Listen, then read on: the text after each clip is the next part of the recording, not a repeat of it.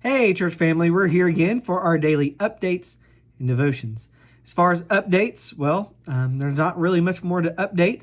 We're still praying and we're still looking for ways to minister to each other and our neighbors and to love each other well. As far as being able to get out of the stay-at-home order is still in effect through the 30th. Now, after April 30th, it looks like there's a possibility that some of those restrictions can be lifted, although not all of them. It doesn't look like. It's still going to be kind of restrictive. We just don't know how that's going to look, but we're just going to have to kind of wait and see. Now, today, before we get into our devotion, why am I wearing this stuff? Well, I've been outside all day. Apparently, yesterday when I made my little joke about the honeydew list, Cammie didn't think it was as funny as I did. So today I have been weed eating, sanding, and stacking bricks. And so I came up here to do the devotion. So that's why the outfit. So moving on, Proverbs chapter 6, verse 1 through 15. That's what we're going to be looking at today for our devotion. So let's read that together. So Proverbs chapter 6, beginning verse 1, it says, "My son, if you have put up security for your neighbor or entered into an agreement with a stranger, you have been snared by the words of your mouth, trapped by the words from your mouth.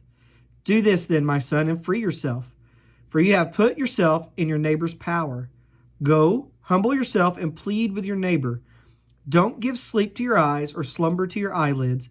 Escape like a gazelle from a hunter, like a bird from a hunter's trap. Go to the ant, you slacker. Observe its ways and become wise. Without leader, administrator, or ruler, it prepares its provisions in summer. It gathers its food during harvest. How long will you stay in bed, you slacker? When will you get up from your sleep? A little sleep, a little slumber, a little folding of the arms to rest, and your poverty will come like a robber, your need like a bandit. A worthless person, a wicked man, goes around speaking dishonestly, winking his eyes, signaling with his feet, and gesturing with his fingers. He always plots evil. With perversity in his heart, he stirs up trouble. Therefore calamity will strike him suddenly. He will be shattered instantly, beyond recovery."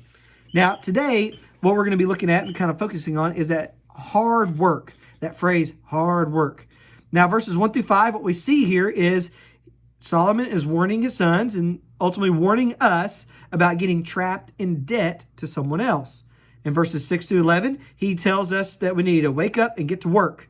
Don't be lazy. Then in verses 12 through 15, he tells us that we need to deal honestly with people. We don't need to try to cheat our way through things. So what we learn from verses 1 through 15 is that working hard is necessary. So Solomon's son, to recap this section here, Solomon is telling his sons, don't rely on others to do your hard work. That's verses 1 through 5. Too many times we do that, right? Number 2, verses 6 through 11, don't be lazy. And then he's telling them in verses 12 through 15, don't try to cheat your way through. Now, so to recap, don't rely on others to do your hard work. Don't be lazy. Don't try to cheat your way through. Now, it's kind of easy to do these things from time to time. You remember back in school when they would give group projects, and there was always that kid that no one wanted to be in the group with because, he did none of the work, left you with the whole group, right? Christians, we should never be that kid. We should never be the one that people are like, oh, man, I have to work with them. All right? And then, Christians, have you ever worked with that guy that does a half-hearted job at work? I mean, I remember working at a golf course one time, and it was brutal trying to clean up and get done for the day, and you're hustling and all that kind of stuff because you want to get home, and you got this guy sitting over there that's kind of moping and taking his time and hardly doing anything, and you end up doing all the work. Ugh.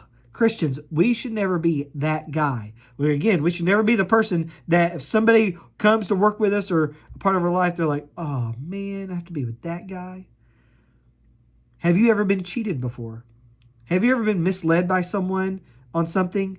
I always fear this going to buy a used car. It's like, oh, what if I get it and then it's just trash? Because of course, people are going to tell you, oh, it's great. This is a wonderful car. And you don't really know, right? But have you ever been cheated by someone before? Christians, we are to never cheat anyone. See, we are called to a standard as followers of Christ. Now, graciously, by God's grace and mercy, We have an example in Jesus. Jesus has shown us how we can deal with people, how we can love people, how we can work hard, how we can have the right attitude in all that we're doing. And so we as believers understand that we need to look to Jesus. We need to follow his example. And in doing that, we need to work hard and be wise. See, again, because following Christ is an action. It's not something that we just think about. It's not something we just ponder. It's something that we do. Jesus said, take up your cross and come follow me. He's calling us to a life of work, working for God's glory. And you can't work for God's glory if you're pushing off your work on other people, or if you're being lazy, or if you're trying to cheat people.